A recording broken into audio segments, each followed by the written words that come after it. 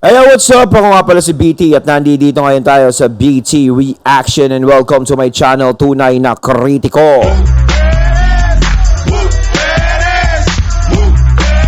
At meron tayong panonooring video ngayon. Ito po ay nagbula kay Artista Life Updates. Ayan, sa mga hindi pa po nakakabisita sa channel ni Artista Life Updates, bisita na po kayo mga katunay. At kung hindi pa kayo nakakapag-subscribe, subscribe na din po kayo mga katunay kay Artista Life Updates. At syempre, huwag nyo rin po sana kalimutan na mag-subscribe dito sa channel ko sa Tunay na Kritiko sa mga hindi pa nakakapag-subscribe and click the notification bell para maging updated po kayo sa mga reaction videos na aking ilalabas. At huwag na natin pagtagalin at sabay-sabay na nating panoorin ang laman ng video na hatid sa atin ni Artista Life Updates at bibigyan natin ng reaksyon.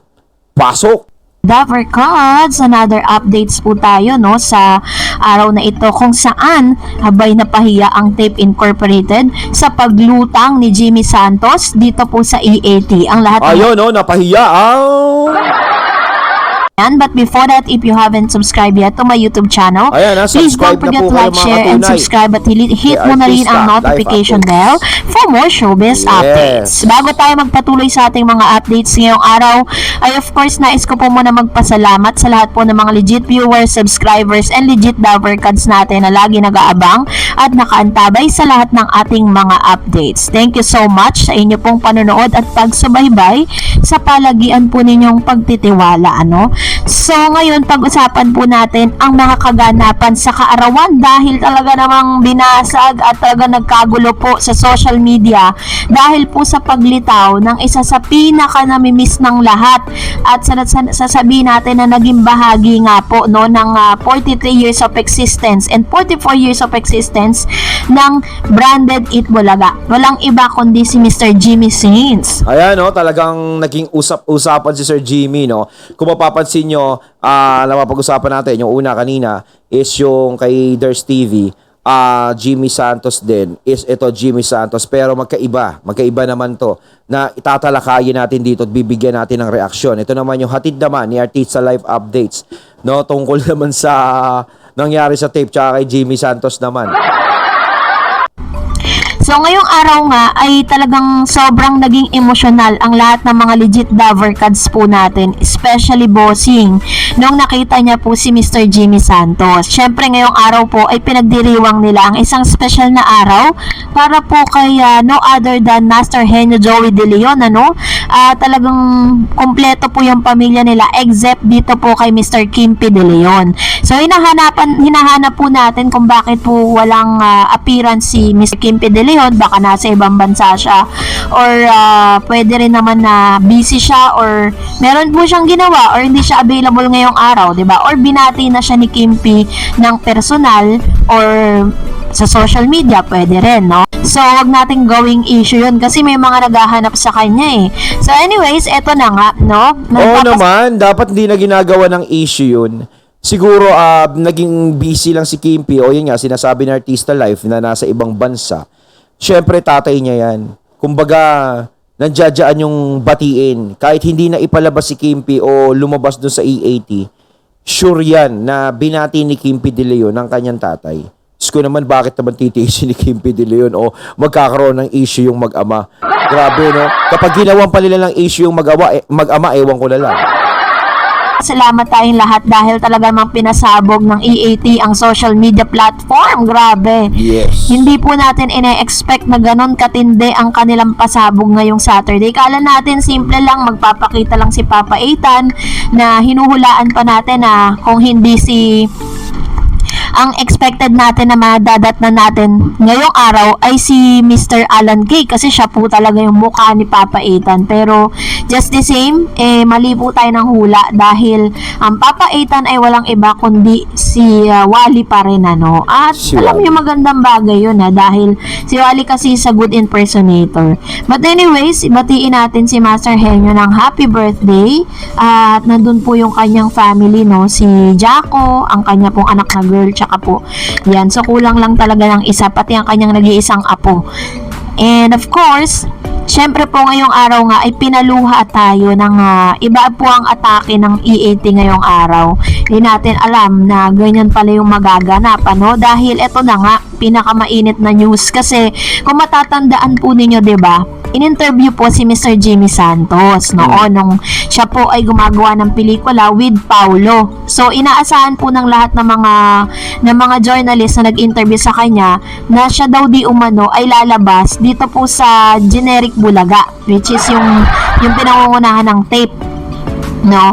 At parang sampal po yun sa lahat ng mga legit lover cats, and of course sa TBJ, dahil si Jimmy Saints po ay tinuturing nila na isa sa pinaka-closest to their heart, no? Inaasahan po, ayun po kasi expected natin na sabi si Jimmy Saints daw or si Jimmy Santos daw po ay lalabas na nga dun sa ano na yon. Pero eto na nga, kinumpirm niya na hindi niya po tinanggap kung ano man po yung offer ng tape. Actually, nagkaroon na po sila ng pagkikita ng producer nito pong Tape Incorporated. Nakita po natin, may mga photos po yan. Kaso hindi ko lang mahanap kung nasan po yung mga tagpo na yon. Pero nakita po natin na nagpa-picture pa nga ang Tape Incorporated dito kay Jimmy Santos. So nakita sila. And then, ini-expect natin na siya po ay bibida dun sa generic Bulaga. Pero, syempre, nangingibabaw pa rin yung kanyang loyalty at pagmamahal sa TBJ. At dito pa lang, kinonfirm niya na talagang hindi totoo ang chismis na sasama po siya sa kabilang kampo. Talagang malabo na sumama si Sir Jimmy Santos sa kabilang kampo. Siguro kung nakita natin si Jimmy Santos na kasama niya si Paulo, dahil lang yon sa pelikula na ginagawa nga, pero iba ang trabaho sa tunay na pakikisama. 'Di ba? Iba yung pakikitungo sa tunay na kaibigan eh. No? Yung trabaho is trabaho 'yan, magkaiba 'yan. Kumbaga, trabaho lang tayo, walang personalan dito. Pero pagdating dito sa pakikisama, yung tunay na pakikisama ipinakita ni Sir Jimmy Santos kung nasaan ang loyalty niya. 'Di ba? Ito yung hindi nasusukat ng pera. Lahat ng mga naging kaibigan ng TBJ at mga nakasama ng TBJ sa ilang dekada. Nakasama nila yan through thick and thin. 'Di ba? Sa pagtaas, sa pagbagsak, hindi sila nag-iwanan. Si Sir Jimmy Santos kasi is nawala lang siya sa 8 Bulaga nung pandemic, no? Bigla lang siyang nawala. So, eto ngayon at nagbabalik na. At nakakatuwa dahil nakikita natin sila uli sa ganyang edad ni Sir Jimmy. Siyempre, nasa senior na si Sir Jimmy. Pero, taglay pa rin nila na gusto pa rin nilang magpasaya sa mga tao. Kaya, napakagaling talaga. Hindi po gagawin niya ni Jimmy Santos dito po sa TBJ. Dahil alam naman po natin, sabi niya nga, hindi siya pwedeng mawala sa kaarawan ni Joey De Leon dahil mahal niya daw ito pong trio na ito. At malaki din po ang kanyang utang na loob dito po sa TBJ. So, kanina nga, medyo emotional ang lahat nung nakita siya. Grabe. Talagang sumasabog po yung comment section sa live. Kung dapat pala na screen record ko para nakita nyo po yung emosyon ng lahat. Talagang may mga emoji ng iyakan. Tas nangingilabot tayo kasi parang unti-unti na silang nakukumpleto, no? At syempre, pahiya na naman yung kalaban dito sa pagkakataong ito dahil hindi nga nila nakuha yung kalooban nitong si Jimmy. Kahit pa operan pa po nila yan ng kahit ano, hindi po talaga yan sasama sa kanila. Si Michael B nga ka-channel na nila hindi pa rin nila makuha. Di ba? Doon kasi respeto nakikita natin sa kanila. So, kanina lang, nabanggit din po ni Mr. Jimmy Santos na nagpapasalamat daw siya sa 8 Bulaga. And then, yun nga, sabi hindi man siya sinaway, sinabi niya, mali, EAT. Ganun yung pagkakasabi ni Master Henyo Joey De Leon kanina.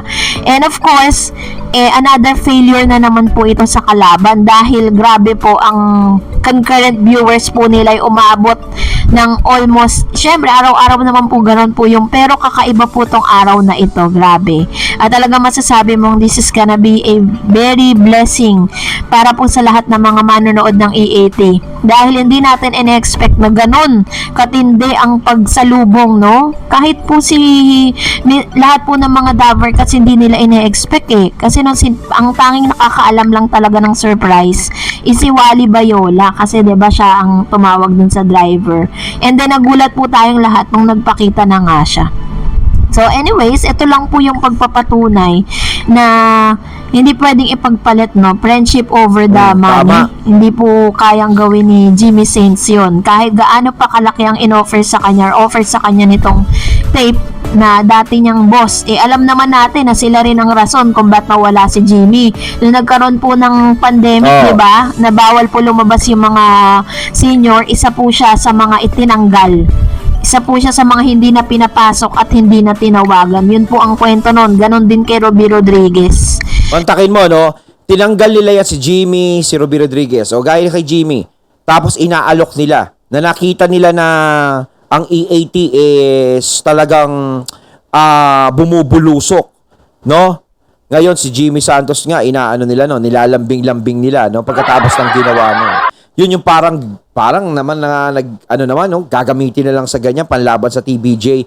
Pero wala naman sila na nagawa. No, wala silang nakuha na legit dabar cards diyan sa Itbulaga. Kaya sinasabi nga ng iba, karamihan is hindi yan legit dahil wala nga legit na nandiyan. TBJ lang talaga ang talagang kumakatawan diyan sa Itbulaga. No, kung tutuusin, sila ang Itbulaga ay isa. Hindi porket Itbulaga ang pangalan niyan, yung mga nawala na dating dabar cards, yung mga OGs sasama na diyan. No, hindi sila sumama dahil diyan sa pangalan ng Itbulaga. Sumama sila dahil sa TVJ. No, dahil sa pakikipagkaibigan, sa pakikisama. At ang ngayong bumalik si Sir Jimmy Santos, muli siyang nagbalik dahil pinakita niya ang suporta niya sa TVJ.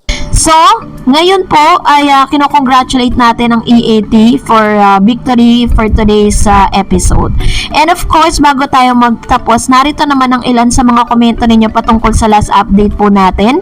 Unahin natin ang komento mula kay Adelaida Timbang. Sabi niya, si Isko pag kumandidato di mananalo, lalong walang susuporta. May tama na kasi ang isip ni Isko na hawa sa amo niya. So, yun ang sabi po ni Lolita Plant.